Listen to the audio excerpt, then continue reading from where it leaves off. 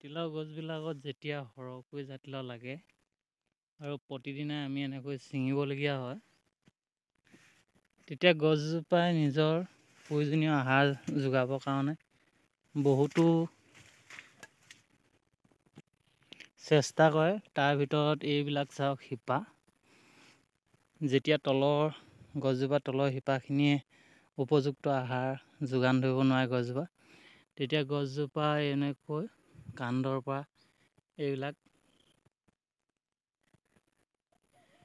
এইবিলাক শিপা এনেকৈ গা গছডালৰ পৰা আহে।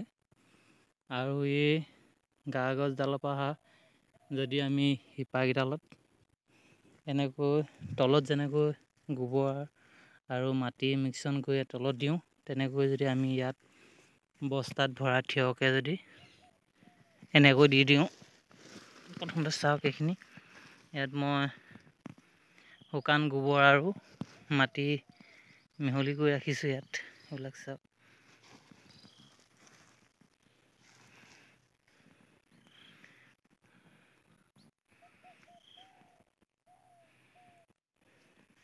প্ৰথমতে বস্তাটোত তলৰ ছাইডটোত এই সন্মুখত যেনেকৈ এটা ডাঙৰ মুখ আছে, এনেকৈ তলটো ছাইডো কাটি ল'ম। এনেকৈ এইটো ধুনীয়াকৈ তলৰ ছাইডটো কাটি দিলোঁ এনেকৈ। এতিয়া এইফালে শিপাডাল সোমাই মাটি লৈ এনেকৈ তললৈ যাবগৈ পাৰিব এইফালে। তাৰপিছত এতিয়া বস্তাটো চিধা কৰি ল'ম। এনেকৈ মই বস্তাটো থিয় কৰি ল'লোঁ। থিয় কৰি এনেকৈ শুকান গোবৰ আৰু মাটি মিশ্ৰণখিনি এনেকৈ ইয়াত, যাতে এইফালৰ পৰা শিপাডাল গৈ তলেদি যাব পৰা, এনেকৈ সুন্দৰকৈ মই থিয় কৰি ল'লোঁ। এতিয়া এই শিপাকেইডালত মই কেনেকৈ বস্তাটোত সংযোগ কৰি দিছোঁ আপোনালোকক দেখুৱাম। এতিয়া এই শিপাখিনি আমি যদি ইয়াত ভালকৈ জীয়াই ৰাখিব খোজোঁ, তেতিয়া কি কৰিব লাগিব, আমাৰ যিহেতু তলত শিপাখিনি যাওঁতে আমাৰ যেনেকৈ সূৰ্যৰ তাপ নোপোৱাৰ কাৰণে এইখিনি মৰহি নাযায়। এতিয়া এই শিপাখিনি যদি আমি ভালকৈ ৰাখিবলৈ হ'লে এই গছজোপা অলপ ছাঁৰ প্ৰয়োজন হ'ব। গছজোপাৰ এনেকৈ পাতবিলাকৰ পৰা যদি ছাঁটো পৰি নাথাকে, তেতিয়া কি হ'ব, এই শিপাবিলাক মৰহি যাব। মই এডাল দেখুৱাই দিছোঁ আপোনাক, চাওক। এইকেইডাল চাওক, এইকেইডাল যেনেকৈ মৰহি গৈছে, ঠিক তেনেকৈ মৰহি যাব। সেইকাৰণে ইয়াক আমি যাতে সূৰ্যৰ পোহৰ পৰি শুকাই যাব নোৱাৰে, সেইকাৰণে অলপ যতন কৰি ছাঁ কৰি ৰাখিব লাগিব। আহক তেন্তে ভিডিঅ'ত কেনেকৈ মই সংযোগ কৰিছোঁ শিপাকেইডাল আপোনাক অলপ দেখুৱাওঁ। প্ৰথমে মই ইয়াত এটুকুৰা পচা কাঠ লৈছোঁ।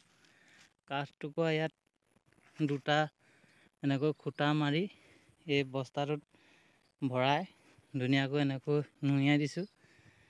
পচা কাঠটুকুৰা এইটো কাৰণে লৈছোঁ, যাতে ইয়াত পানী অলপ পৰিলে এইডোখৰত জেকি থাকে, আৰু যিডোখৰ মই এনেকৈ শিপা ইয়াত সংযোগ কৰি দিম, যাতে এই শিপাডাল তললৈ সহজে যাব পাৰে।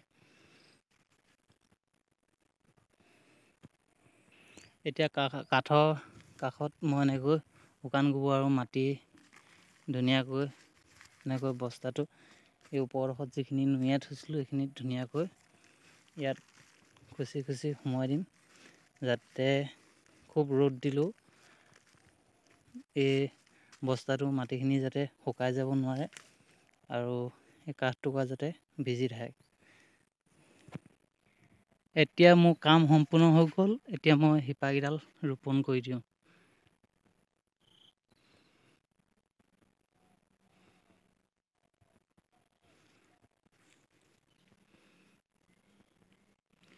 সকলো কাম মই ডাইৰেক্ট দেখুৱাব পৰা নাই, যিহেতু মই এখনতে কেমেৰা ধৰি থাকিবলগীয়া আছে মোবাইলটো, আৰু এখনতে কাম কৰিবলগীয়া আছে, বা মোবাইলটো থৈ কামখিনি কৰি লোৱাৰ পিছত আকৌ দেখুৱাবলগীয়া হৈছে। সেইটো কাৰণে অসুবিধা হৈছে, আপোনালোকে বেয়া নাপাব। চাওক, এনেকৈ মই ধুনীয়াকৈ লগাই দিলোঁ।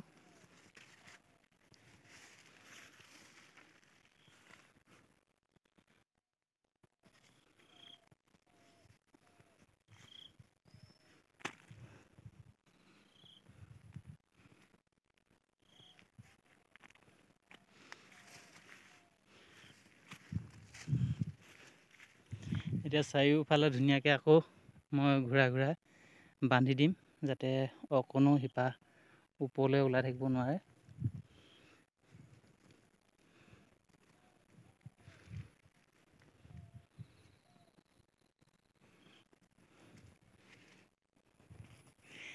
এনে কৰিলে হয়তো বহুতে ভাবিছে এইটো কাম একো উপযুক্ত বা একো প্ৰয়োজনীয় কাম নহয়। তথাপিও মই এটা কথা কৈছোঁ, আপোনালোকে প্ৰথমতে লক্ষ্য কৰক। আমাৰ জাতিলাও গছ কি হয়, বহু দিনলৈকে আমি যদি যতন লওঁ, প্ৰায় 6 মাহ 7 মাহ আমাৰ নিশ্চিন্ত মতে আমি গছজোপাৰ পৰা আমি ফল পাওঁ। এইবিলাক জাতিলাও 6 মাহহে লাগিব। কিন্তু কি হয়, আমাৰ যত্ন লোৱাৰ অভাৱত বা আমি যত্ন ল'ব নজনাৰ কাৰণে গছজোপা সোনকালে মৰি যায়। তাৰ ভিতৰত এইটো এটা প্ৰধান কাম বা সমস্যা।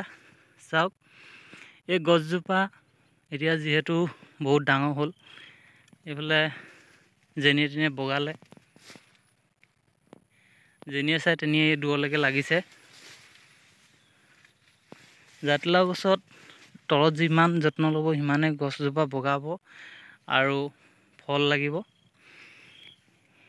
আৰু এতিয়া কি ক'লোঁ, মই এই শিপাবিলাক অত্যাধিক সিহঁতৰ আহাৰ প্ৰয়োজন হোৱাৰ কাৰণে এই শিপাবিলাক এনেকৈ ওলাই বুলি মই কৈছোঁ। আৰু এতিয়া মই যিটো কাম কৰিলোঁ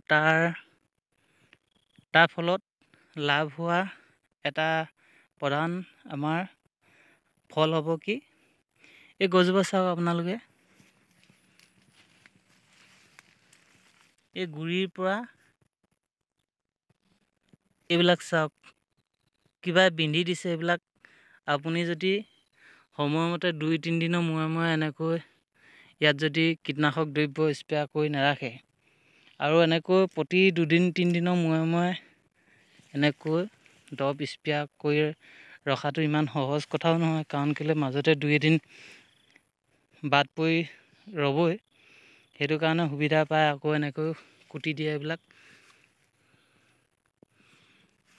চাওক, এনেকৈ বিন্ধা কৰি দিয়াৰ ফলত ইয়াত গছবিলাকৰ পৰা এইবিলাক আঠা ওলাইছে। এইবিলাক গছজোপাই কষ্ট পোৱাৰ কাৰণে এইবিলাক ওলাইছে। যেতিয়া এই গছজোপা কষ্ট পায়, ইয়াত এইডোখৰ লাহে লাহে গেলি যাব। যেতিয়া এইডোখৰ এনেকৈ ৰুগীয়া হৈ আধাতকৈ বেছি গেলি যায়, তেতিয়া কি হয়, এই গুৰিটো অট'মেটিক গেলি যায়। তেতিয়া কি হ'ব, মই ওপৰত যিকেইডাল ইয়াত উপশিৰা লিখীয়া এইডাল শিপাতে ইয়াত মই স্থাপন কৰিলোঁ বা ৰোপণ কৰিলোঁ, সেইকেইডালে তলৰ গছজোপাৰ তলত যিকেইডাল ঘাঁহ শিপা আছে, তেনেকৈ এইকেইডালো ৰূপান্তৰ হৈ যাব ঘাঁহ শিপালৈ। যেনেকৈ এই গছজোপাত এই দুডাল আছে, এইডাল চাওক, এই কাগজডাল যদি ইয়াতো মৰি যায় নহয়, তেতিয়া এই গছডাল, এই শিপা দুডালে ঘাঁহ শিপালৈ পৰিণত হৈ এই গছজোপা ৰক্ষা কৰিব। আজি ভিডিঅ'টো ইমানতে সামৰিছোঁ।